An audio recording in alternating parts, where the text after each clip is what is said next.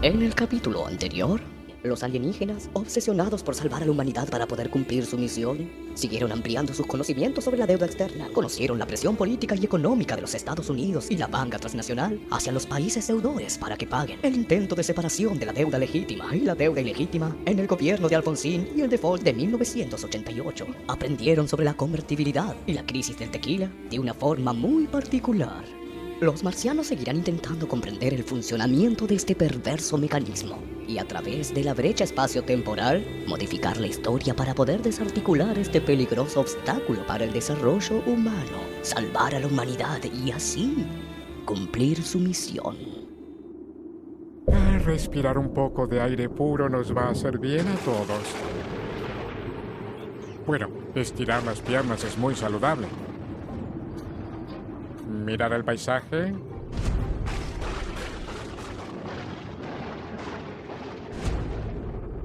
Durante los primeros años del gobierno de Menem...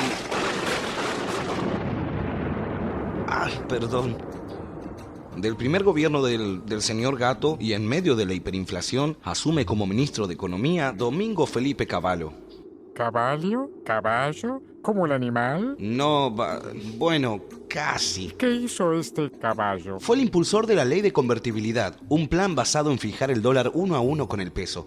También se dispuso que el 100% de los billetes y monedas en circulación estuvieran respaldados por reservas en divisas del Banco Central. ¿Y eso dio algún resultado? Bueno, los argentinos estaban acostumbrados a gobiernos con inflaciones constantes. Por eso el 1 a 1 trajo tranquilidad, despejó el peligro de la inflación y al estabilizarse los precios, se reanimó el consumo. Eso no está nada mal. No, pero eso fue lo que pasó hasta 1995. El aparato productivo, que ya estaba siendo destruido desde 1976 con el cambio de modelo económico instaurado por la última dictadura, se debilitó completamente en 1995, ya que la convertibilidad hacía que las industrias no pudieran competir con los productos del exterior debido al tipo de cambio. ¿Y eso por qué pasaba? Bueno, los productos nacionales eran caros en comparación a iguales productos de otros países y eso provocó que empezaran a desaparecer las empresas pequeñas y medianas. Y eso hace que también haya menos empleo. Así es, cae el empleo, cae el consumo y a su vez cae la recaudación y la economía entra en un círculo vicioso.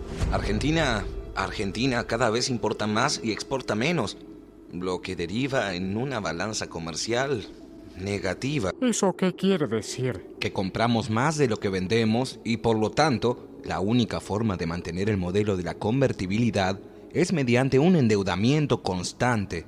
Pidiendo más y más dinero. Además, con la presión de los acreedores, que estarían muy ansiosos por cobrar. Los banqueros y el sistema financiero, preocupados porque Argentina y muchos países de Latinoamérica no pagaban sus deudas, idearon el Plan Brady. ¿Y cuál era la idea? Bueno, y con el Plan Brady se buscaba reestructurar la deuda de los países en desarrollo. Para que se les hiciera más fácil pagar. Los medios de prensa del país informan que los negociadores argentinos buscaban una reducción del 37% de la deuda, que por ese entonces era de 59.000 millones de dólares. Eso suena alentador. La verdad que sí. ¿Y entonces? Y entonces, lo acordado se hallaba muy lejos de las expectativas creadas por los negociadores argentinos. El acuerdo se reduce a refinanciar 29.900 millones de dólares, es decir, la mitad del total. Esa cifra surge de 20.900 millones de dólares de deuda no vencida y de 9.000 millones de dólares de intereses atrasados. Los 9.000 millones de dólares de intereses atrasados se cancelan con 400 millones en efectivo y 8.600 millones en bonos a 12 años. Los 20.900 millones de dólares se refinancian con bonos, de los cuales solo 7.300 millones tienen una quita del 35%. Es decir, 2.555 millones de dólares.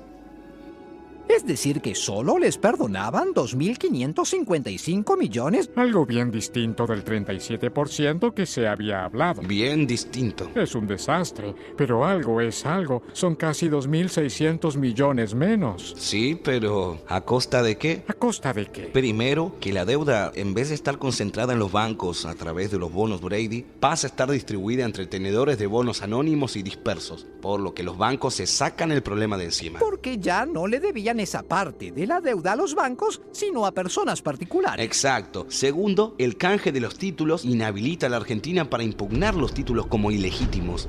Eso significa reconocer toda la deuda como verdadera. dejando de lado cualquier posibilidad de investigar. En tercer lugar, gracias a este plan, los acreedores se aseguran el cobro de los intereses atrasados, 400 millones de dólares en efectivo y el resto en bonos, ahora garantizados por el Tesoro de Estados Unidos, cuyo cumplimiento es riguroso. Ah, eso fue genial. La cosa no termina ahí. El plan Brady revive los viejos títulos de deuda, cuyo valor oscilaba alrededor del 18% del valor nominal, reemplazándolos por títulos nuevos que Argentina reconoce a valor nominal del 100%.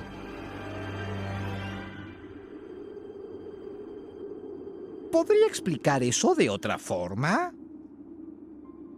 Los títulos de la deuda que estaban circulando, como el país estaba en crisis y nadie creía que el gobierno fuera a pagar, se habían desvalorizado, cotizaban al 18% de su valor real. Entonces, esos 20.900 millones en títulos valían en ese momento 3.762 millones de dólares. Es decir, al 18%, pero gracias al plan Brady, la Argentina los reconoce a su valor original. ¿Pagaron 100 por lo que valía 18? Técnicamente sí. Esto sí que es increíble, increíble. Esto quiere decir que esos 20.900 millones que se reconocen como deuda valían en ese momento 3.762 millones.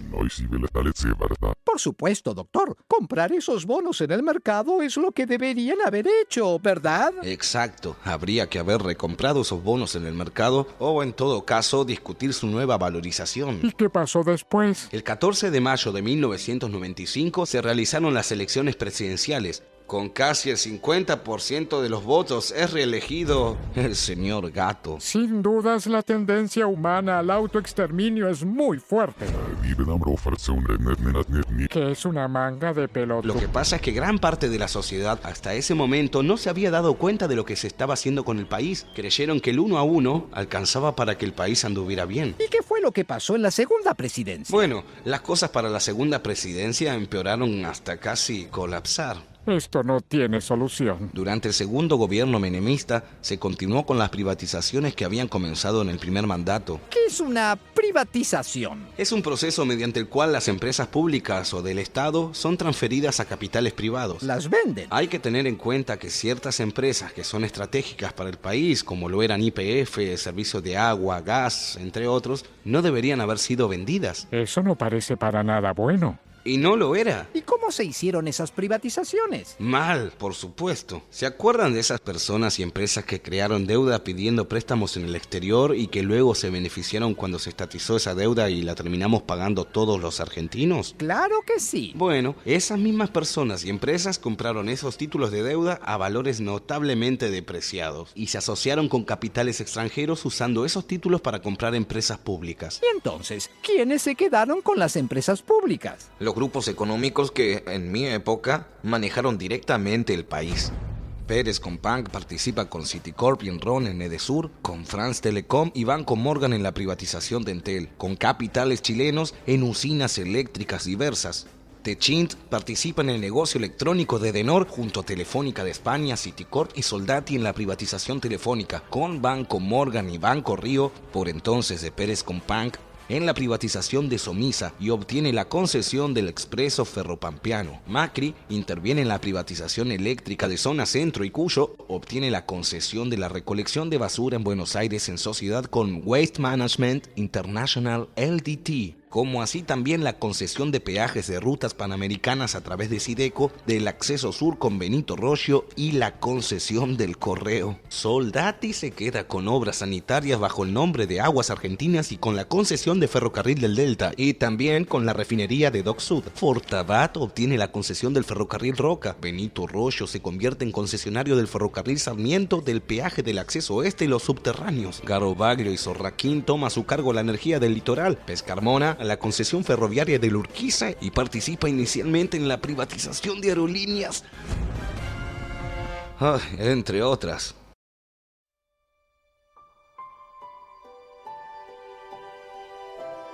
Argentina, con el 1 a 1, se convierte en un paraíso de importaciones y a las empresas pequeñas y medianas les cuesta mucho competir con los precios internacionales. Si a esto le sumamos la plata que se llevan al exterior las empresas privatizadas. Claro, porque el dinero que ganaban las empresas que vendieron se iba para afuera también. Exacto, si sumamos una cosa a la otra, nos damos cuenta de que lo que sale es mucho más de lo que entra y que esa es una situación imposible de sostener, porque se gasta más de lo que se recauda. A menos que se pida plata para cubrir el agujero. Y así es como nuestro país pasa a vivir ahora para pagar los servicios de la deuda. El presupuesto ya no se usa más para mejorar la salud y la educación, ni la alimentación y la vivienda, sino para pagar los servicios de la deuda. Y así, una vez más, paga la población. La gente, como siempre, es la única víctima. Sufre las pésimas jubilaciones, las terribles condiciones en salud y educación, la disminución de sueldos de los empleados públicos y la reducción del presupuesto de la cultura. A esto se agrega que gran cantidad de empresas privadas, algunas tradicionales, son vendidas a capitales extranjeros. Entre 1990 y 1998, 426 empresas argentinas fueron compradas por capitales extranjeros. Obviamente, esto no termina nada bien. Naturalmente. Finalmente, en noviembre de 1998 entramos en recesión. ¿Recesión? ¿Qué es eso? Es cuando durante 3 trimestres seguidos o más disminuye la actividad económica del país. Se mide a través de la baja del Producto Bruto Interno. ¿Qué es el Producto Bruto Interno? Es el valor de todos los bienes y servicios producidos en un país durante algún periodo de tiempo. Y con el endeudamiento de todos esos años, ¿de cuánto era la deuda externa en 1998? 113.000 millones de dólares. Eso significa casi el doble de deuda que cuando asumió Menem.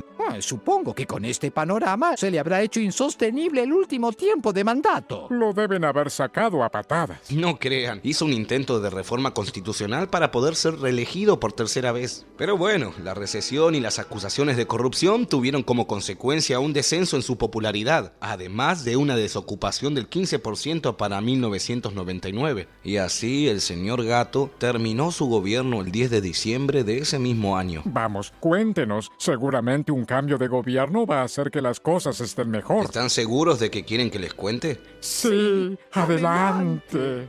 Bueno, está bien. Después del gobierno del señor Gatto vino la Alianza, que era la unión del Partido Radical y el Frepaso. Fernando de la Rúa fue electo presidente en las elecciones del 24 de octubre de 1999. La Alianza y su fórmula de la Rúa Álvarez obtuvo el 48,5% de los sufragios y asume como ministro de Economía José Luis Machinea. ¿Y cómo fueron las cosas con el nuevo gobierno? Y bueno, de la misma manera que había procedido el señor Gatto cuando tiró a la basura sus promesas electorales de salariazo y revolución productiva, de la Rúa hace lo mismo prometiendo honestidad y, por supuesto, mantener el 1 a 1. ¿Y entonces? Durante el gobierno de la Rúa, el déficit fiscal alcanzó los 11.000 millones de dólares. Es decir, se seguía gastando más de lo que se recaudaba.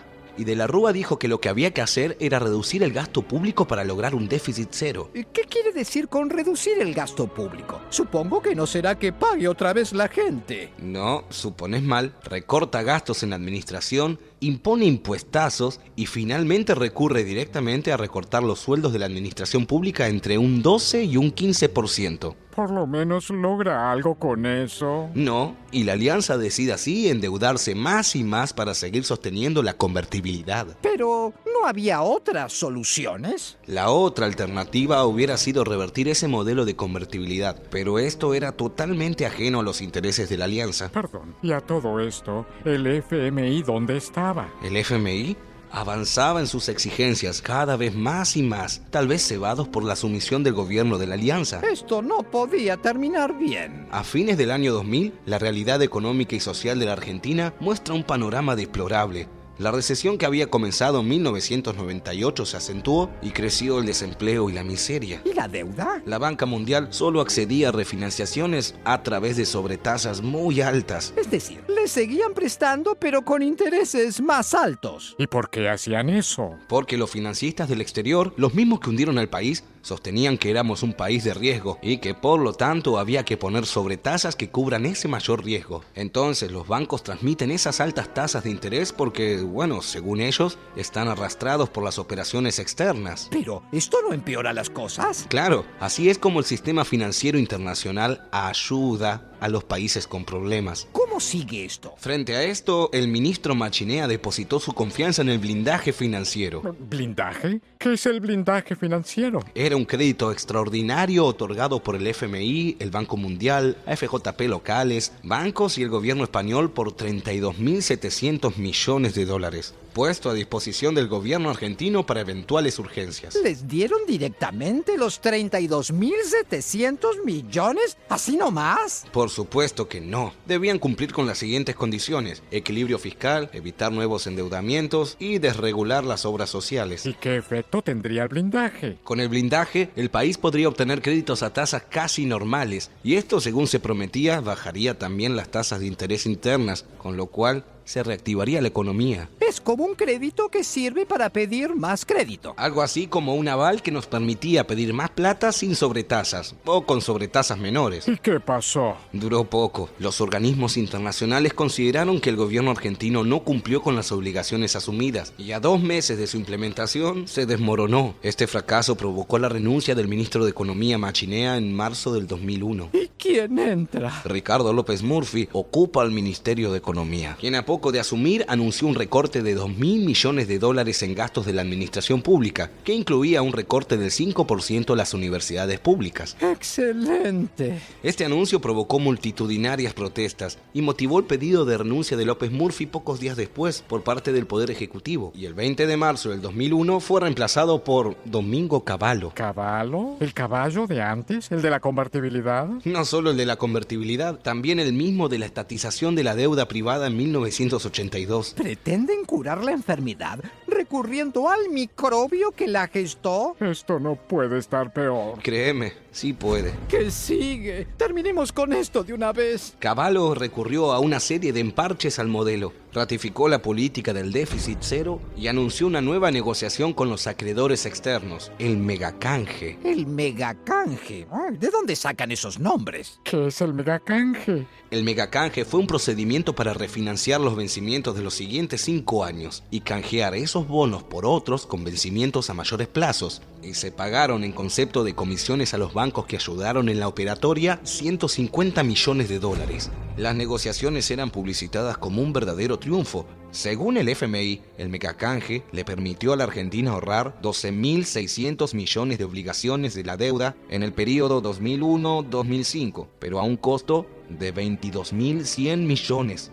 En síntesis, el corrimiento de plazos se tradujo en un aumento de la deuda equivalente a aproximadamente 10.000 millones.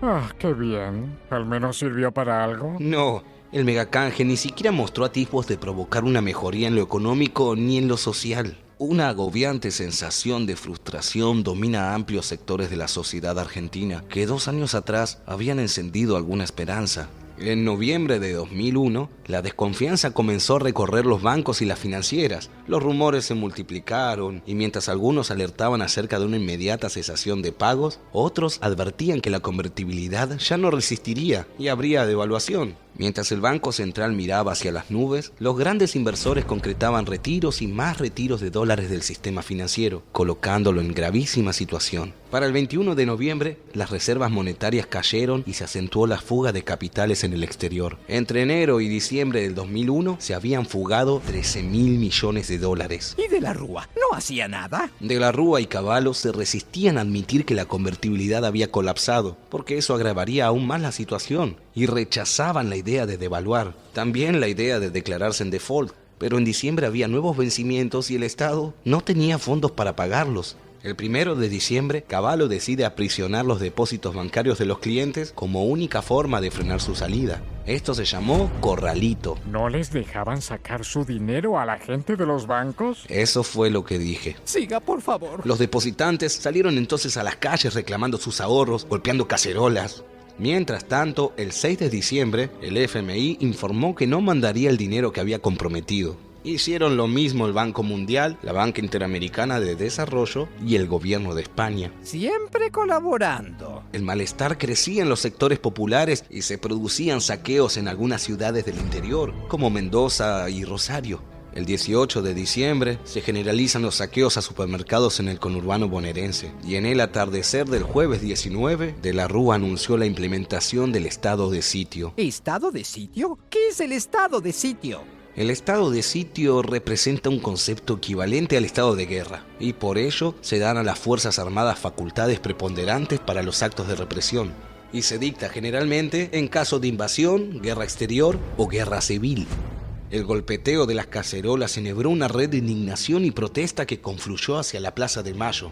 En medio del caos, finalmente Cavallo renunció y unas horas más tarde, De la Rúa también presenta su renuncia.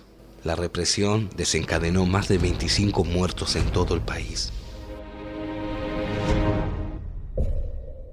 ¿Por qué lo hicieron? Terminaremos matándolo. Así son. Exacto. No tiene importancia, no es mucho más lo que puede decirnos. No le quedan muchos años de relato. No logramos ningún resultado positivo hasta el momento. Esto es un desastre. No cabe duda que lo más conveniente es dar a conocer esta estafa. ¿Pero cómo? Debe haber alguna manera. Tripulación, disculpen la interrupción, pero es probable que la tecnología pueda ayudarlos. Hay un medio masivo que puede ayudar a difundir información en todo el planeta. ¿Y cuál es? Internet. ¿Y eso qué es? Internet consiste en una red internacional de redes. A través de ella, diferentes computadoras ubicadas en diferentes partes del mundo pueden compartir cualquier información. ¿Cualquier información? Correcto. Pero eso es excelente. Computadora, hagámoslo inmediatamente.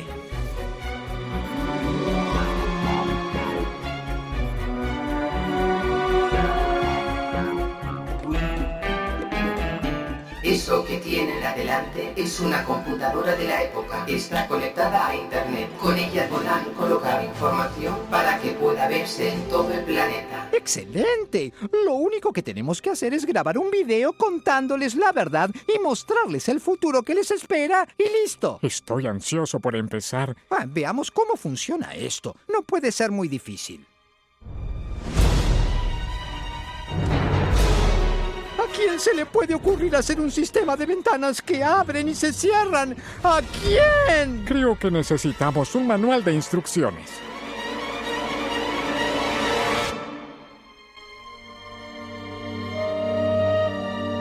Y eso es lo que va a ocurrirles. Es importante que hagan algo para evitarlo. Es importante que todos lo sepan.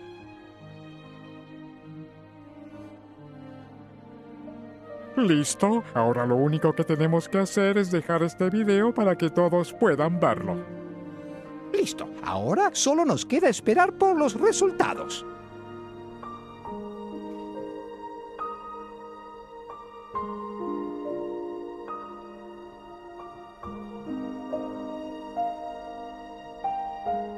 Tripulación, despierten. Les tengo muy buenas noticias.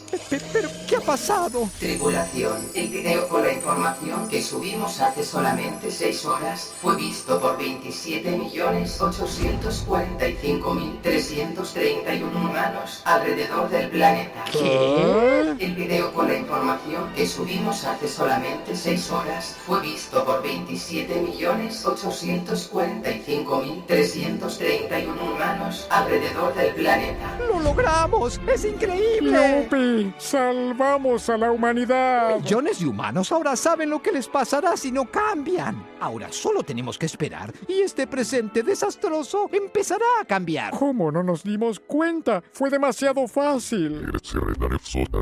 Gracias, computadora. Gracias. No puede ser cierto. No, no puede ser.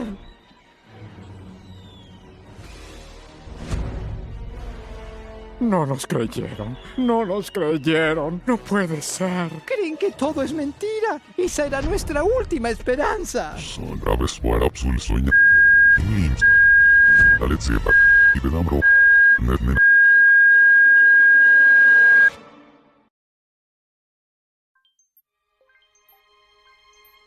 Esto es un verdadero desastre. Sin dudas no podría ser peor. No hay forma de hacérselo saber.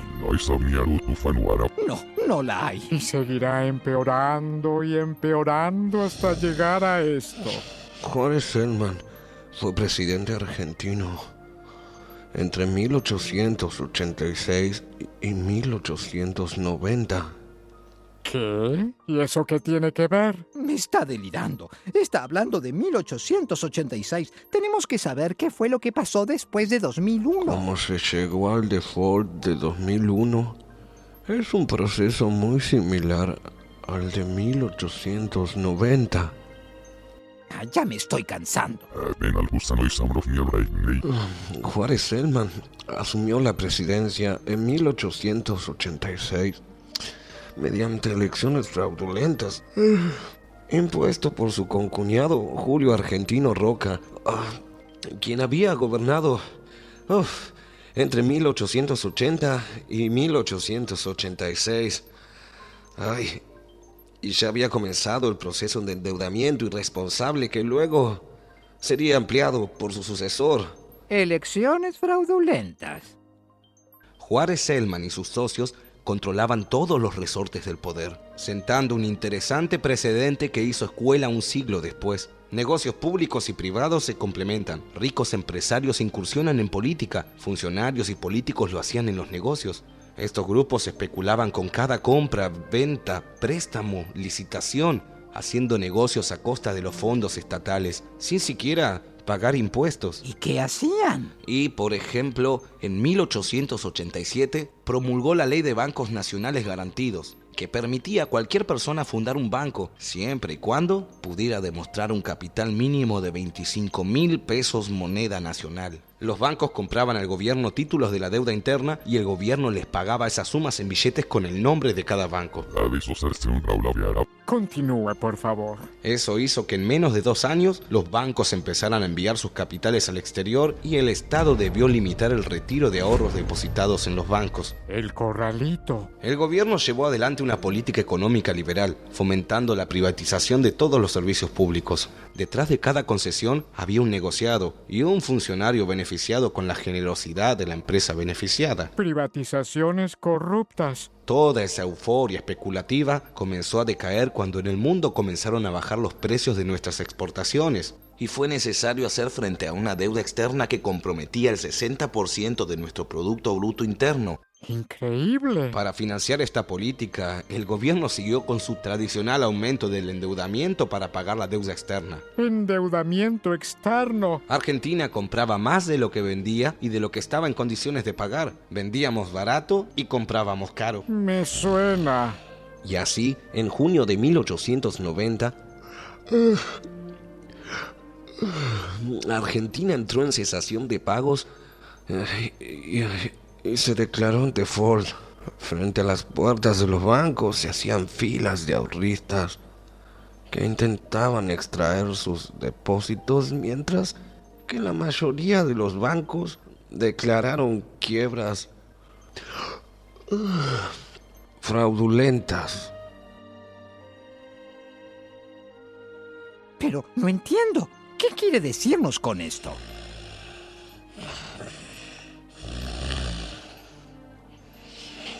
Creo que lo que nos está queriendo decir es que ya pasaron por la misma situación. Sí, ¿y qué con eso? Que ya pasaron por lo mismo y salieron. Lo pueden volver a hacer. Sí, pero eso también quiere decir que si pasaron por lo mismo, es muy probable que se vuelva a repetir y a repetir. La segunda fue peor que la primera y cada vez será peor. Cada vez será peor. En el capítulo de hoy, los alienígenas siguieron con su investigación de la deuda externa, convencidos de que podrán revertir la tendencia humana al autoexterminio. Así, aprendieron sobre los 2 gobiernos menemistas, la convertibilidad y sus consecuencias, las privatizaciones y el endeudamiento para sostener la convertibilidad. Conocieron el gobierno de la alianza con Fernando de la Rúa a la cabeza y el blindaje financiero de Machinea. Y más tarde, la vuelta de Domingo Cavallo al Ministerio de Economía y el megacanje. Y sobre el final, hicieron otro intento de dar a conocer esta estafa, pero esta vez con un video subido a internet. ¿Subieron un video a internet? Así es. ¿Y qué consiguieron? Nada, obviamente. Nada. Y claro, eso sí fue tonto. Internet era una biblioteca de Babel. Estaba lleno de porquerías. Brrr. Ajá, no hay de qué preocuparse. Les queda poco, muy poco.